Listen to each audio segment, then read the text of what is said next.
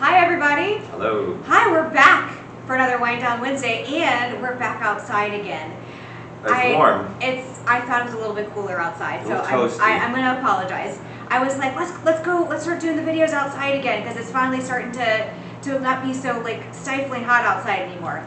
And probably halfway through this video, we're both going to be sweating. So we'll make it quick. Yes. Okay. So very excited tonight. We have a couple of wines here that are some of the higher end of the Scout and Cellar wines. So we have the Nest Chardonnay 2021 vintage, I believe, and we have the Comte de la Terre Pinot Noir. I think that's 2020 vintage. No, that's 2021. Okay, maybe the Chardonnay is 2020. I had it backwards. So these are great wines. I know we're still at the end of summertime here, but these are great wines to get you thinking about like moving into the fall because of the flavor notes that they have and what you might want to be serving them with. Something cold to drink, but again, this is a great Chardonnay. Something cold to drink right now. It's not just because it's cold, that helps, but it's a great Chardonnay. Yeah. And you are definitely a Chardonnay lover. Mm-hmm. So this is the Nest Chardonnay. It's from Napa County, California. So those of you that just tried and true Napa wines really can't go wrong with those. Yeah. And it is $32 a bottle. So like I said, these are on the little bit higher end of the Scout and Cellar wines when it comes to price. But I think if you try these wines, you will definitely understand the quality and the value that you are getting. And why we get so excited about Wednesdays. And there are a lot of different things that you could pair these wines with, especially as you start moving into the fall season. But the Chardonnay you can have year round. There's so many things you can have with the chicken dishes, fish, all that kind of stuff. But Pinot Noir, because it's a lighter red, it is very versatile. I think you should start announcing maybe a couple of days in advance, maybe on Monday, what wines we're going to do on Wednesday. Listen, so they buddy, could have a party with us. I don't know if you realize this about me, but sometimes I don't even know what I'm doing 30 minutes before. She doesn't. She has he was asking me what wines we were doing tonight, and like earlier this morning, and I was like, I have no idea. It'll just be like a game time decision. No, but then you did motivate me to go over and look through my little my wine rack. Here's to winging it. And to select, hey, a couple of good choices, right? I mean, I have so many good choices to pick from. You really can't go wrong with any of the ones that I have. But it's one of my favorites. I'm trying to give you a break from the rosés. But last week we I know had a you're good not time, a huge fan. Yes. Now, I wanted to this trying to make me think of something. So I posted something recently on our Facebook page. Yeah. I don't know if you saw it or not, but I don't see everything. I posted a really good article about the difference between a white Zinfandel and a rosé.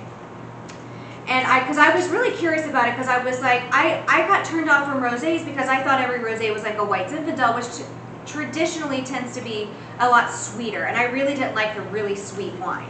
So that's why I thought I didn't like rosé. But then when I started trying some of the different rosés through Scout and Cellar, I was like, well, this isn't really sweet. This is kind of fruity and light. And I was like, okay, so well, I like rosé, but I still don't like white Zinfandel. So then I was doing a little bit of research about it, and I found an article that was talking about really like white Zinfandel kind of created by accident by the wine company Sutter Home.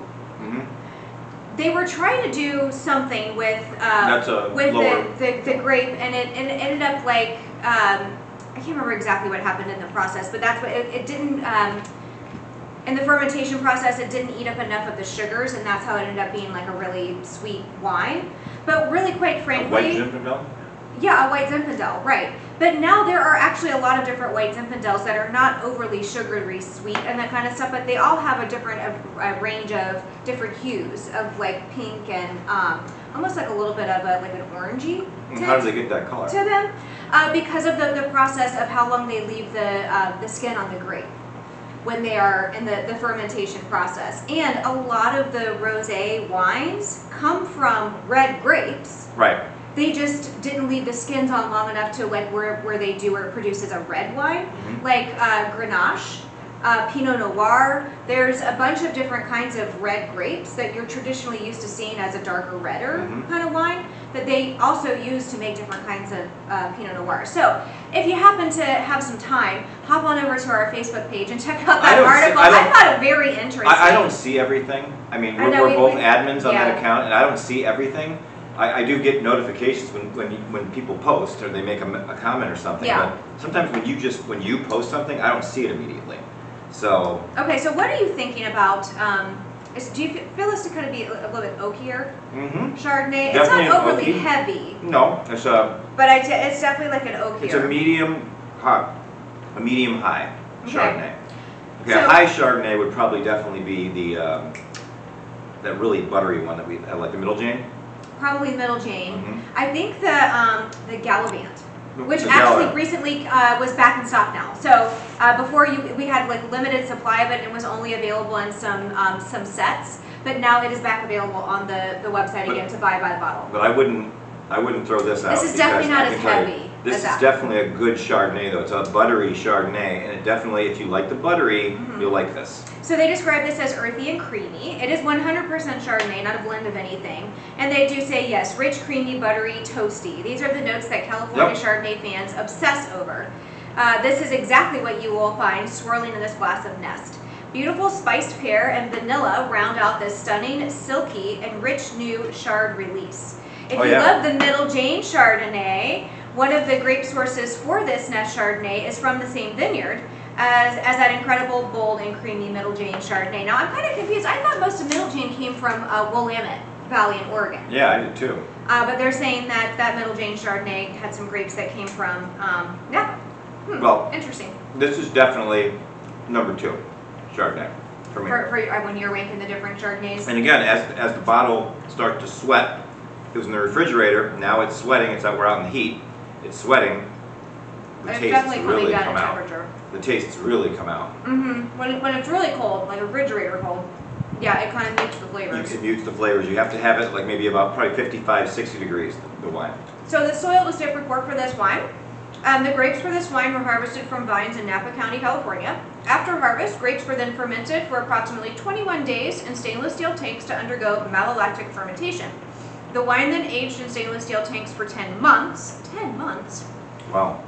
The wine then moved to oak barrels to age for an additional 3 months before bottling. So this wine was in the process of being made for over a year before it was ready to put out for people to drink. So if it's 2021, this was during COVID. It was in barrels during COVID in 2020. Yeah, I guess. Remember? No, is this one?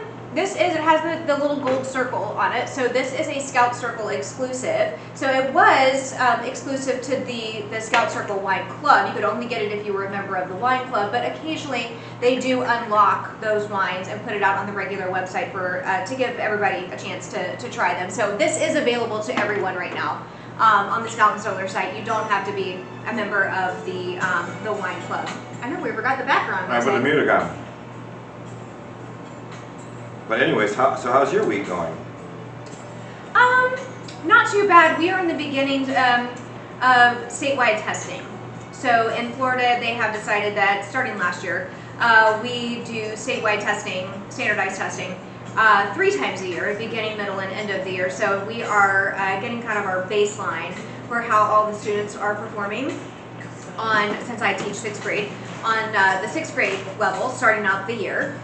We have their scores from 5th grade, but now they're being tested on the 6th grade standard. So you don't expect them to score super high right now because they're at the beginning of 6th grade. They haven't learned this stuff yet. But the goal is to see improvement through the middle of the year and then definitely by the end of the year. So that's kind of been a little crazy, different, changing in schedules. These kids are just learning the routines and following their schedule, and then all of a sudden we throw a curveball in there. Well, I'm getting the feeling that you have a better batch of kids this year. So far, I do. I'm very excited about. I was very nervous about this group that was coming in because we had heard a lot of stuff at the end of the school year. But honestly, the kids that I have that have been sitting in my classroom, very kind, very, very respectful and sweet and helpful. That's awesome. It is awesome. Some of them are a little needy and need some extra guidance, and definitely have some gaps and some things missing that they should have already learned. But no discipline. No, not so far. You did last year. I did.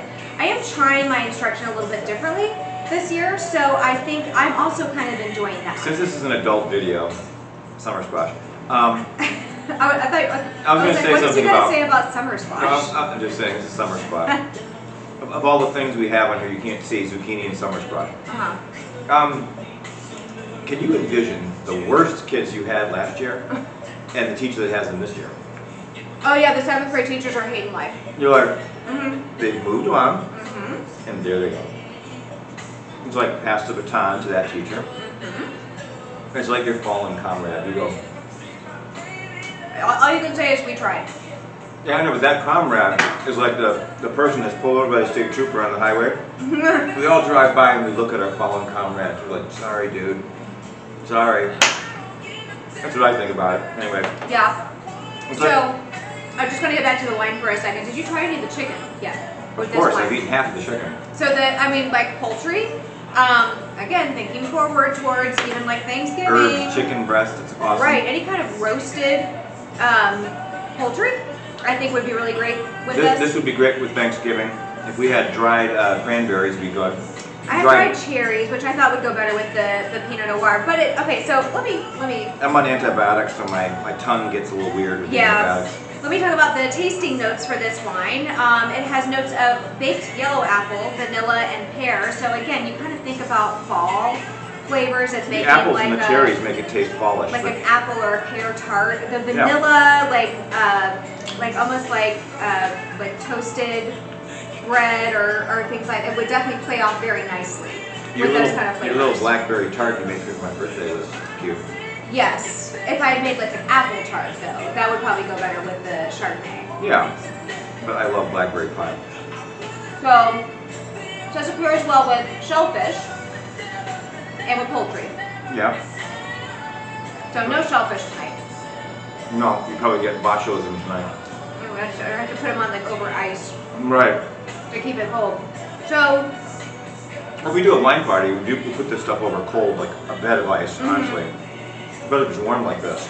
Although, if you started the wine party now, it wouldn't be as bad with fans out here, big we have to wait like until a little bit later in the, sorry about that, a little bit later in the year, so it is definitely not this hot outside when we're starting to. Okay, we're going to move on to the red. So this was, I didn't get to try with some of the cheeses and stuff. So with the apple, I have a little bit more I have to read about this. Okay, well, I'm just saying. Pour yourself in a little bit more aroma. The ingredients for this wine are grapes, oak, yeast, malolactic bacteria, and sulfites. And that's it. That's all that is in this wine. There is nothing else in here. It's just whatever it takes to get through that fermentation process to achieve this flavor that they were looking for. So this is 13.9% alcohol. This is slightly higher than most of the wines. It is 0.06 grams per liter of residual sugar, no added sugar, so it's pretty low. And is 92 parts per milliliter of sulfite. So that's a little bit high, but again, most of the Scout & Cellar clean crafted wines are going to be 100 parts per milliliter or less. It's great with the apple crisps. It is delicious with those little apple chips. Yeah. This is for this wine. For the flavors, that's ridiculous. Yeah, oh my gosh, it's full of flavor, but you don't have to feel guilty. You can drink guilt-free. So, you can drink wine guilt-free. I'm going to have a little bit of the caramelized onion jack cheese. There you go. Did you know that Chardonnay is related to Pinot Noir? These wines might play off of each other tonight. I did know that, but I don't know that. So Chardonnay was created as a crossing between Pinot Noir and nearly extinct grape called, I think it's Vieilles Blanc. I can't read that. This is probably why you see Chardonnay and Pinot Noir thrive in similar places. They grow well in similar climates. Those are honey glazed cashews. Oh. I also thought that would probably go pretty good with this one. I'm going for like the creamier kind of cheese. You don't get any. Cheese down here, she needs water. Oh, definitely with the creamier, like onion jack cheese. Yeah, you like it? It's kind of pulling out, it's got the creaminess, but you kind of are pulling some other flavors in there that you might also have if you were having some kind of like roasted meat. So. I should get her some water. She'll be fine. We'll be on her for much longer. So, anyways, I'm busy as usual, but I look forward to Wednesdays. Oh yeah. Just not sweating as much. So we are going to move on to the second one. Now we can move on to the red. While you're doing that, I just wanted to point out just because I love you flowers over here. I love when Joel brings me flowers for no reason. It just kind of surprises me because he knows I like a fresh pop of color. She needs some friends in her life. I do. Some color. I do. That was very nice, honey. Thank you. You're welcome. Okay, so the Conte Laterre Pinot Noir, the 2021 vintage. And this is from Willamette Valley in Oregon. Oh no, we love to talk about this all the time. Willamette. It's not Willamette, and they get really angry if you call it Willamette. It is Willamette. That's how they pronounce it. We were at a professional tasting, and they were like, Willamette. No, they were like, they said like the way you remember it too. It's like, damn it, it's Willamette. I think I said Willamette. And they were like, no, it's not that. So this is $35 a bottle. So they're both in the 30, mid to 30 range. So a little bit higher priced wines, but definitely great wines, and definitely worth the slightly higher price. It's 100% Pinot Noir. It's described as earthy and light. Yeah. So are you getting any kind of notes or anything like that to begin with? Well, from a Pinot Noir perspective, it's definitely a little bit of a heavier. Obviously, the Conte Laterre is a heavier than your other brands. Bolder. It's still very light. I don't think it's heavy. I think when I talk about the tasting notes, that kind of helps to explain the flavors that you're getting. I think if you were to have like a wine cooler, like an actual wine cooler, and set the temperature to like 60. So it goes slightly cooler. Right, and then you pull it out like half an hour before we're gonna have it, put it in the thing. Warms up to maybe 67, 68, 69 degrees. Great. I think it's a little bit too warm right now? I mean, I love warm red wine, don't get me wrong. I mean, sitting on a street in Sicily eating cheese and drinking red wine, that's what I like. Yeah. But I'll tell you, you know, I really was never turned on to the chilling of wines until we started this. And when she brought the wines and put them in the fridge and then brings them out and you can see the bottle sweating, the flavors really do come out. Okay, so initially, I think what do you think? What you're describing as heavier was kind of more of like there's different kind of spice flavors in this wine. I had a little bit of ham. It's like the honey maple ham, the boar's head stuff. With this wine goes perfectly. Well, your favorite Pinot Noir is the what do you want that one? I have a bunch of different favorites, and it depends from vintage to vintage. You don't like the Middle Jane? Right now, the Middle Jane is okay. The vintage before, I was not a big fan of. Remember that one? Yeah. The very first Middle Jane, Pinot Noir, was like my favorite. Yeah, the 2019. It was like my favorite. The 2020 we didn't like. That's all gone. Right. So this is described as earthy and light with notes of cranberry, tart strawberry, Asian spices, rose, orange peel with a long finish. Could you see, I don't know that I would necessarily see this having with Asian. The Conte Laterre family of wines definitely has more rich, bold flavors. But I could see this as a Thanksgiving wine. Yeah. Yeah, you want to have more richer, bolder tastes at Thanksgiving. But because of the different like spice flavors, I think that could play off nicely off of some different... Do you think this would go good with turkey dinner? Yeah. Do you drink a glass of this with turkey dinner? Yeah. Oh. Yeah, you think about, because some people put like cloves in some of the different dishes they make for Thanksgiving, and cranberry. So, I saw that. The cranberry sauce and that kind of stuff, I think that this would play off nicely with that. Yeah. So this new vintage of Conte Laterre Pinot Noir is for the true Pinot fan. Reminding of Burgundy, this silky, earthy, dry Pinot has notes of tart cranberry and spice, a perfect holiday red wine. Well, to my sons who are watching this video, they know what to look forward to. We're gonna have lots of this wine at Thanksgiving. Well, okay, so it says it's a dry. I'm not getting dry at all. A little bit, but not crazy. But it definitely is our love affair with terroir. Terroir. Yeah. That word that I can't pronounce. I'm trying some different things with this one that I think would probably pair better with it. My rosemary crackers, which you won't eat. The Parm crisp too. I'm curious to see. Because it's got a little bit. Oh, that goes really nicely with this. The drier. I know. What's the good thing about that nice like Smell. lightweight? No, you smell like roses. I smell like roses. Lightweight shirt on. It says it pairs well with grilled salmon and holiday dinners, or as my mom says, salmon. Actually, after this, I'm getting a little peppery. After what? This cheese. Oh, with okay. The rosemary. The creamier cheese? Yes, I yeah. bet the rosemary crackers probably go really well with that. Glad I'm good. That kind of accent to it. No, thank you. No, I'm not supposed to have that. So the soil to sip report for this wine says, sourced from the, can't really tell when I'm sitting down. Sourced from the Momtazi vineyard with plantings ranging from 10 to 22 years So in this age. is it's Oregon, right? Dundee, Oregon, but it's Italian? An Italian family? I don't think so. So it says the grapes were harvested in the early morning. Sometimes we hear about the grapes that are harvested at night. These ones are harvested in the early morning to achieve natural freshness and fermented in stainless steel for 14 to 21 days, depending on the block.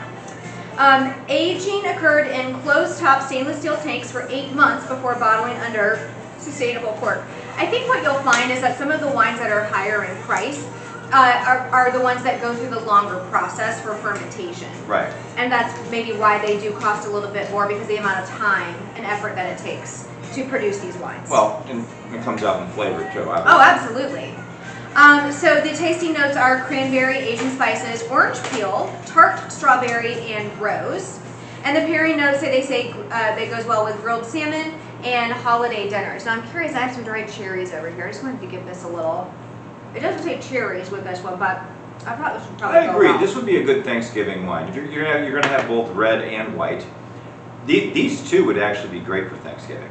And they kind of just like naturally go well with each other too. To transition from one to the other, it's really easy. I can't wait till the week before Thanksgiving. We do our Thanksgiving video. Oh yeah. We'll have all the decorations out.